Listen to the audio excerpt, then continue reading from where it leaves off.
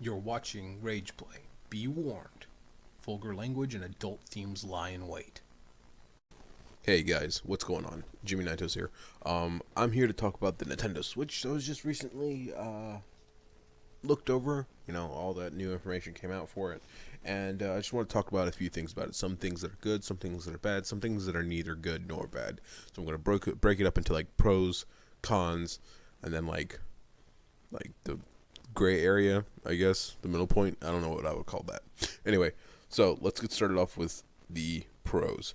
First off, the console looks pretty good. You get the tablet, two essentially controllers, a controller dock station, and the tablet dock itself, which is a pretty good setup. I mean, much like pretty much all Nintendo consoles, there's a lot of multiplayer elements that are involved, so it's nice that you do kind of get two controllers. It's not two full-fledged controllers, but you do get two of the Joy-Con controllers, which is nice. The second thing is that they are offering online services, which is a huge step. I mean, for Nintendo, we don't have to deal with player codes anymore. Maybe we can actually create our own usernames, and there's an actual online community, so that's looking good. Another thing is that this Nintendo console seems to be a very well developed system. During the reveal and conference, they talk about how this Nintendo console has taken a little piece of every single Nintendo console on the way. They learned from every innovation that they've added and built upon all of it, which is nice to see. And hopefully we can see that this tech is, widely accepted, which is what we all want. Another thing is that their launch date is the 3rd of March, which is really, really early. We all knew it was coming in the March area, but we didn't think it was going to be coming that early in March, which is good to see. Kind of starting off the year pretty good. There's no region locking, which is nice. It'll be a new step for Nintendo because they're probably the only country at this point that will release games just for... Well, I mean, I guess Sony's doing it too with Persona, but releasing games just for the Japan region and not releasing it over to the Americas or Europe, which kind of sucks. But it's nice to see that they're getting rid of region locking. We can also play with other people from around the world, which will be nice. Other than that, I really don't have anything else to say. Oh, there's a local 8-player, up to 8 people can connect locally for multiplayer, which would be nice. Multicolored Joy-Cons is cool, I guess. And the amount of technology in the Joy-Con is pretty good. The HD Rumble, as they called it. Other than that, there's really nothing positive to say about it. But if we want to get into the negatives, it's probably a really short list as well. Starting with the fact that there's still motion controls. I don't know how I feel about that.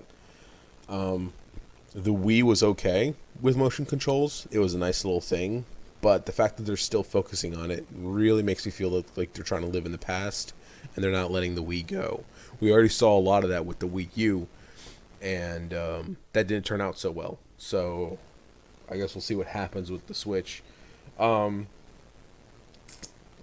and the announced amount of games right now is kind of on the short list. Now, I'm not expecting, all 80 games to come out and then to talk about it, but they are reaching for stuff. They have games that they were presenting at the conference that didn't even have titles yet. They had it like a character or a character return from another game. They don't know what they're gonna do with the game. They're working titles. They don't even have the title yet, and they're already talking about it. They don't even have a trailer put together. Just stop. Stop worrying about it. Go make the game. Don't tell us about it. So, that being said, it does look like there is some third-party support, but we all know how that went down with the Wii U. So, I don't know if that's a good or bad thing. I'm chalking up to a bad thing because the only third-party games that I know right now are pretty much just Skyrim, FIFA. I guess that NBA 2K18 is also supposed to be coming to the Switch, and a few other third-party games. But most of it looks like it's going to be first-party stuff as usual. Though they did say that there's 80 games from third-party developers that will be released for the Nintendo Switch, which I guess will be fine. I guess Minecraft is also coming to the Nintendo Switch. For me, it's still pretty hard to believe that all this is going to happen. We all saw what happened with the Wii U, so I'm more of like I'll believe it when I see it kind of person. So that's my kind of negative connotation on that. Other than that, I really don't have a whole lot of negative things to say. If we want to get into some of the games that are going to be released, there's Skyrim, FIFA, NBA 2K16, a new Xenoblade game, which I'm pretty stoked about. ARMS, which looks pretty good. 1-2 Switch, which is going to be it's supposed to be a day one release, which will be nice. Also, launch day releases will be Skylanders Imaginators, which I don't think is going to be a big deal on the Switch. Just Dance 2018, and Super Bomberman, which is that's the game I'm stoked for. I'd like to see another Super Bomberman game. Later on in the year, we have later on in that month we have Snipper Clips. I can only imagine that's a barber game, so hairdresser mama, I guess. Fast, I Am Setsuna, Has Been Heroes. On April 28th, we have Mario Kart 8 Deluxe, which is, I guess, a new, updated version of the Mario Kart, which would be, fun to see, and hopefully they can do something along those lines with Smash Bros, but there's no, release title for Smash Bros yet. In spring, we have ARMS, Puyo Puyo Tetris, Rhyme, Disgaea 5.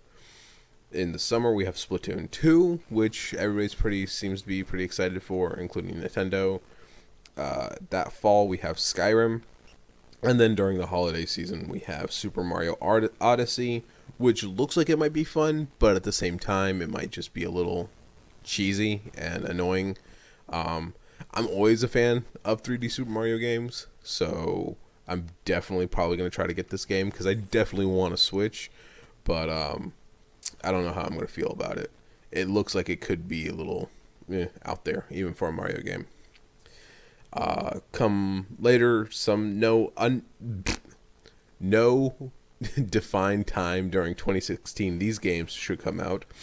Xenoblade Chronicles 2, Minecraft, like I mentioned, FIFA, like I mentioned, Dragon Ball Xenoverse 2, which will be interesting to see, NBA 2K18, like I mentioned, Steep, Sonic Mania, which I'm assuming will be like a hodgepodge of Sonic games. We'll see where that goes.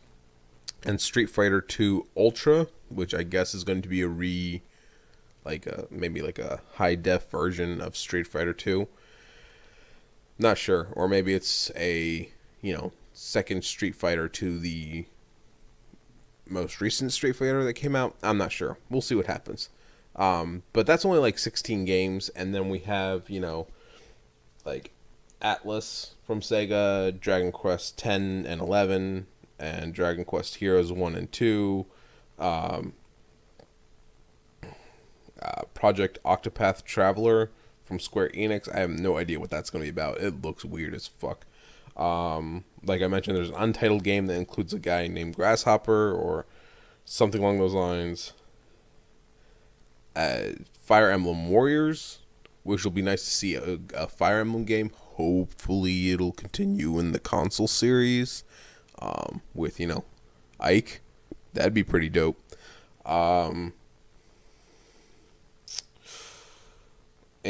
other than that, that's pretty much it for games. And on to little things that are neither really good nor bad. The retail price, I'm not happy about it, but it's not too bad. It's $300. I was one of the people who agreed with a lot of the people who said that Nintendo should sell this console for a loss. Sony had a lot of success when they sold the PS4 for a loss, and it showed. So I don't know if this is in the red or the black, but I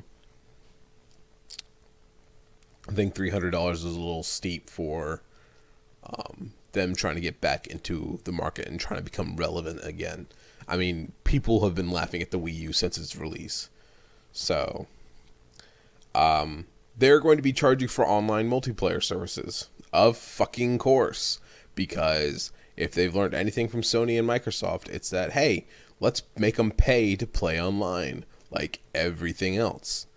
Except for the computer, of course. Because they don't have internet bills to pay. Fucking annoying as shit. The battery life is a little short for my taste. I understand that we're going to be playing full-fledged video games on it, but 2.5 hours seems to be a little small. But you can play it while it's charging, so that might look like it might be fun. Touchscreen, I'm not too happy about that. Mainly because I feel like that's going to be incorporated in some sort of cheesy way to where it's like, oh, if you click the giant red balloon that's floating across the screen, it'll burst and confetti will come out and you'll get 500 extra points for whatever stupid fucking game you're playing. And I don't need that. I would just like to play with a controller, I don't want games that's going to cater to being in tablet mode so that I need to use the touch screen. Though, if it's only for interface, then I don't have a problem with that. I can see where that'd be useful. The price for all this stuff is pretty steep. Like, the Joy-Con controllers are a little pricey. The Joy-Con grip is a little pricey. The dock is like $90. It makes sense how much everything is, but it's a little pricey for everything. If you plan on getting another Joy-Con, I would suggest just get a Pro controller instead. I know I'm going to be probably playing this mostly at home. I'm not really an on-the-go kind of person, but I do like the concept that the Switch has. It's just like, oh yeah, you're just taking it, you can go. Which I'm probably going to be taking advantage of. And other than that, there's really not a whole lot of other details that have come out about it. Yeah, so we'll see what happens with it. Again, there's supposed to be 80 games that are coming out, so it'll be nice to see 80 games that come out from third-party developers. But we all saw what happened with the Wii U. Anyway, if you like what you heard and what you're seeing, subscribe, hit the like button, and, I'll see you guys next time.